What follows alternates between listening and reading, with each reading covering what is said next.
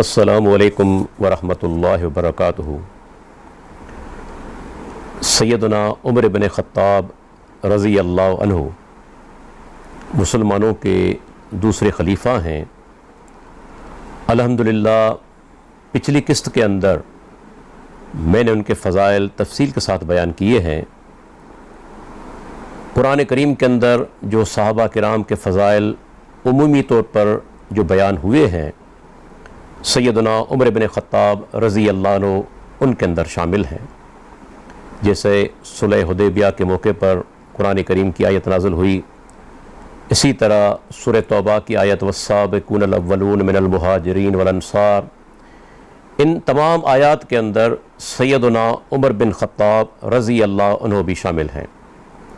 उसके बाद अल्लाह के प्यारे पैगम्बर की कई अहादीस हैं जो खुसूसी तौर पर उनकी फ़जीलत में है। लेकिन आज मैं चाहूँगा कि हमारी नौजवान नस्ल उसे ये बात मालूम हो कि गैर मुस्लिम मौरखीन और राइटर्स ने सैयदना उमर बिन ख़त्ताब रज़ी अल्लाह अन्हु की कितनी तारीफ़ की है, किस कदर तारीफ़ की है।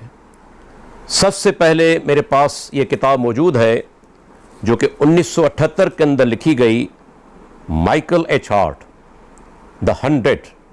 इस किताब के अंदर American doctor Michael H heart ने तारीख़ की 100 अजीम शख्सियात के बारे में लिखा है।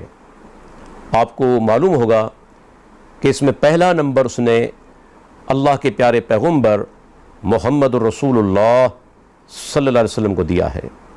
लेकिन इन 100 शख्सियात में सिर्फ एक सहाबी ऐसे हैं जिसका इस आदमी ने इंतखाब किया है, और वो है सैयदना उमर बिन ख़त्ताब रज़ी अल्लाह अन्हु। यानी तमाम सहाबा में से एक सहाबी का इंतखाब किया इस आदमी ने। उनका नंबर है 51। यहाँ उन्होंने सैयदना उमर बिन ख़त्ताब रज़ी अल्लाह अन्हु की काफ़ी तारीफ़ की है। शुरू के अंदर वो लिखता है, Umar bin Khattab was the second and probably the greatest of the Muslim caliphs, कि उमर बिन ख़त्ताब दूसरे खलीफा और शायद सबसे अजीम मुसलमानों के खलीफा हैं। ये कहा probably the greatest of the Muslim caliphs, शायद मुसलमानों के सबसे अजीम जो खलीफा हैं। उसके बाद इसी किताब के अंदर सफ़ा नंबर है 275, वो लिखते हैं, उमर्स अचीवमेंट्स आर इम्प्रेसिव इंडीड, कि सैयदना उमर बिन ख़त्ताब रज़ी अल्लाह अन्हु के जो यानी कि कारनामे हैं, कामयाबियाँ हैं, वो मुतासिर कुन हैं। आफ्टर मोहम्मद हिमसेल्फ, अल्लाह के प्यारे पैगम्बर के बाद, he was the principal figure in the spread of Islam. इस्लाम के फैलाव के अंदर अगर अल्लाह के नबी के बाद किसी का नंबर आता है या कोई शख्सियत है तो उमर बिन ख़त्ताब है। Without his rapid conquest it is doubtful that Islam would be nearly as wide spread today as it actually is. ये कहते हैं कि जो उन्होंने तेज़ी से फतूहात की सैयदना उमर बिन ख़त्ताब रज़ी अल्लाह अन्हु ने, ये कहते हैं कि इंतहाई मशकूक ये चीज़, शक वाली है कि उनके बग़ैर यानी कि इस कदर इस्लाम फैला हुआ न होता दूर दूर तक। ये एक गैर मुस्लिम के अल्फाज हैं। आगे कहते हैं कि obviously of course Mohammed who was the prime mover should receive the bulk of credit for those developments, but it would be a grave mistake to ignore Umar's contribution. ये कहते हैं कि इसमें कोई शक नहीं कि अल्लाह के प्यारे पैगम्बर ही बुनियादी मुहर्रिक हैं, और जो यानी कि इस्लाम की तरक्की हुई, फैलाव हुआ, उसमें सबसे बड़ा क्रेडिट उन्हीं का है। लेकिन उसके बाद अगर कोई शख्सियत है तो वो उमर बिन ख़त्ताब रज़ी अल्लाह अन्हु है, और उनको यानी कि इग्नोर करना, उनको ये नज़रअंदाज करना, ये कहते हैं बहुत बड़ी गलती होगी। आगे कहते हैं, however the conquest made by the Arab under Umar, taking into account both their size and their duration, are substantially more important than those of either Caesar or Charlemagne. یہ کہتے ہیں کہ عمر بن خطاب رضی اللہ عنہ نے جس طرح یعنی کہ فتوحات حاصل کیں، ان کی آپ دیکھیں فوجیوں کی تعداد یا جو ٹائم انہوں نے لگایا، بہت تھوڑا ٹائم. اگر اس چیز کو آپ نظر میں رکھیں تو جولیس سیزر اور شارملین جو کہ رومن حکمران تھے، جنرل تھے، ان کی کامیابیوں سے بڑھ کر ان کی کامیابیاں اہم ہیں. اللہ اکبر. یہ غیر مسلم کے الفاظ ہیں سیدنا عمر بن خطاب رضی اللہ عنہ کے بارے میں ڈاکٹر مائیکل ایچ ہارٹ. اس کے بعد آپ دیکھیں میرے سامنے کتاب موجود ہے ہسٹری آف دا عربس. اس کے لکھنے والے ہیں فلپ کے ہٹری. ان کی وفات 1978 کے اندر ہوئی. سیدنا عمر بن خطاب کی تعریف کرتے ہوئے لکھتے ہیں سمپل اینڈ فروگل ان مینر. سادہ تھے اور کفایت شعار بھی تھے. His energetic and talented successor ابو بکر صدیق کے جو یعنی کہ جان نشین ہیں، یہ بڑے یعنی کہ طاقتور بھی تھے اور باصلاحیت بھی تھے. عمر who was of towering height، قداور تھے، اسٹرانگ فزیک، جسم مضبوط تھا، اینڈ bald headed، سر پر بال تھوڑے تھے. continued at least for some time after becoming caliph to support himself by trade and lived throughout his life in a style as unostentatious as that of Bedouin sheikh.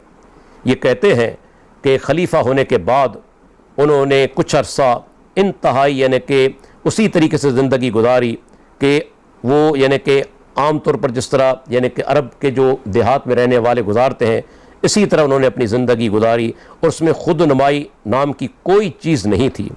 In fact, Umar whose name according to Muslim tradition is the greatest in early Islam after that of Muhammad. یہ کہتے ہیں کہ سیدنا عمر بن خطاب کا نام اسلام کے ابتدائی دور میں اللہ کے نبی کے بعد جو ہے وہ کہتے ہیں کہ یہ سب سے ان کا جو یعنی کہ عظیم جو ان کا کام ہے، عظیم ان کا نام ہے.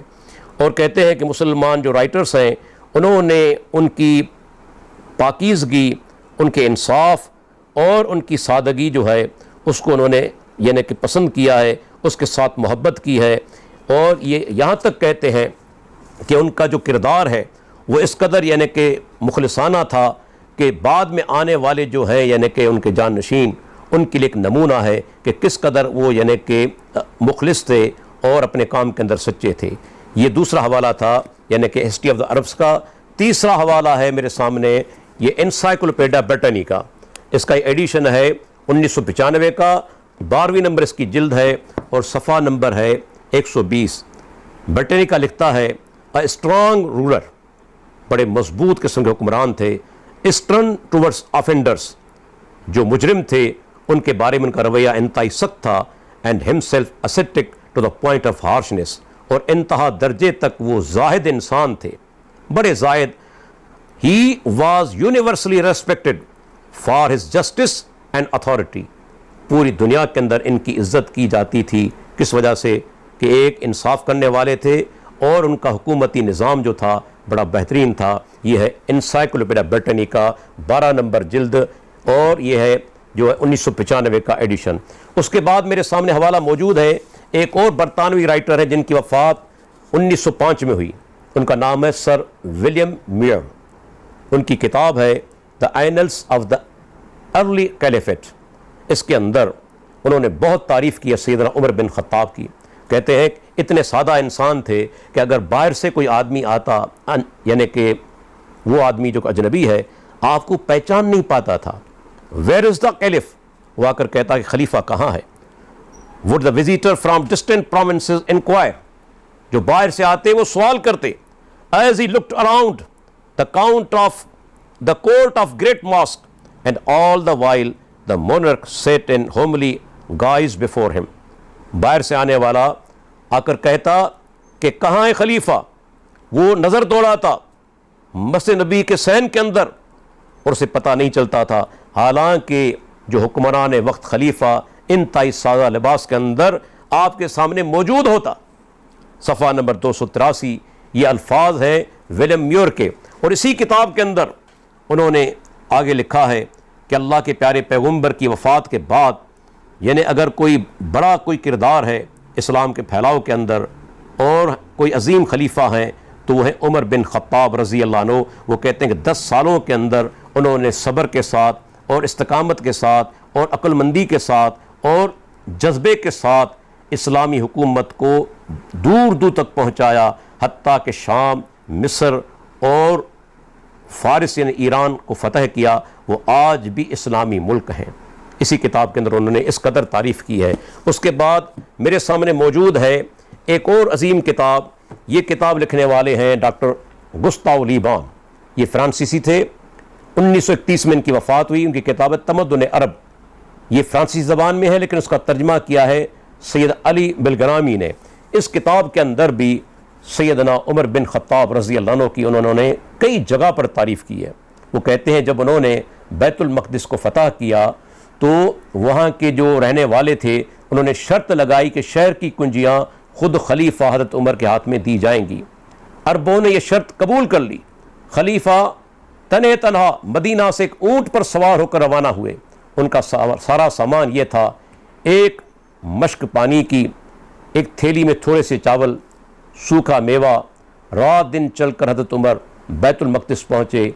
वहाँ आकर शहर के बाशिंदों के साथ बेइंतहा नरमी से पेश आए। मज़हब व रसूम व आदात व माल व मता की पूरी आज़ादी उनको दी और एक बहुत खफीफ सा जिज़िया उन पर मुकर्रर किया। ये सफ़ा नंबर है 84। और इसी किताब के अंदर उन्होंने लिखा है कि मुसलमानों ने जब फ़तह किया मिस्र को, तो मिस्र के अंदर फ़तह करने के बाद वहाँ की पूरी तारीख़ को बदल डाला। वहाँ की ज़बान अरबी बन गई। हालांकि वहाँ मिस्र के अंदर यूनानी, रोमी और ईरानी उन्होंने भी हुकूमत की, लेकिन तब्दीली नहीं ला सके। लेकिन जब मुसलमानों ने फ़तह किया मिस्र को तो ज़बान भी अरबी बन गई उनकी।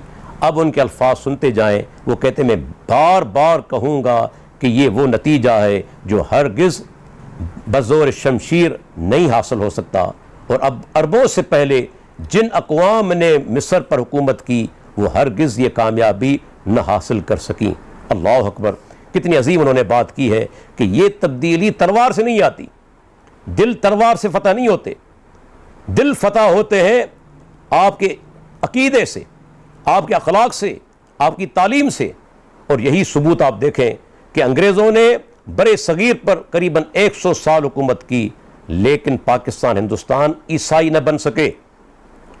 अगर ये तब्दीली ताकत से आती तो आज पाकिस्तान हिंदुस्तान ईसाई होते। लेकिन मिस्र के अंदर ये तब्दीली आ गई कि उनका कल्चर चेंज हो गया, ज़बान उनकी तब्दील हो गई। मुसलमानों का इतना बड़ा असर उन पर पड़ा और ये मुल्क भी फतह हुआ था सैयदना उमर बिन खत्ताब रज़ी अल्लाह अन्हु के दौर खिलाफत में। अल्लाह अकबर। इस किताब तमद्दुन अरब को आप पढ़ लीजिए।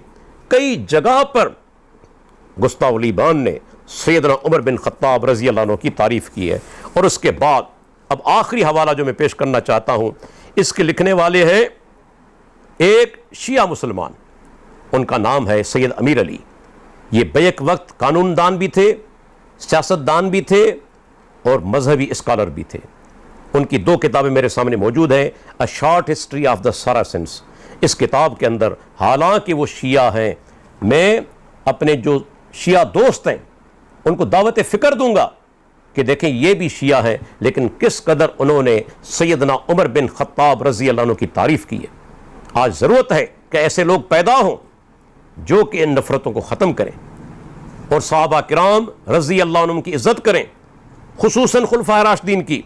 देखिए वो क्या कहते हैं, the story about the burning of the Alexandrian library under the orders of the caliph Umar is without any foundation. कहते हैं कुछ लोगों ने इल्ज़ाम लगाया कि इस्कंदरिया की लाइब्रेरी जो थी सैयदना उमर बिन खत्ताब के हुक्म के साथ जलाई गई। वो कहते हैं ये कहानी है बेबुनियाद, such an act of vandalism. इस किस्म का गारतगरी का यानी कोई काम was totally opposed to the tolerant and liberal spirit of that great ruler।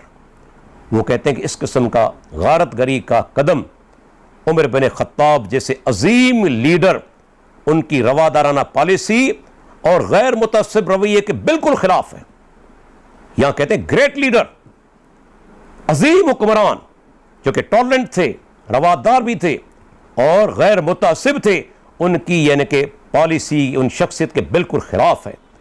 क्या उन्होंने तारीफ़ की है, अल्लाह अकबर। ये सफ़ा number 42, a short history of the Saracens, और दूसरी किताब उनकी है द स्पिरिट ऑफ इस्लाम, इसका सफ़ा नंबर है 281। यहाँ लिखते हैं the death of this remarkable man at the hands of an assassin was an undoubted loss to the government.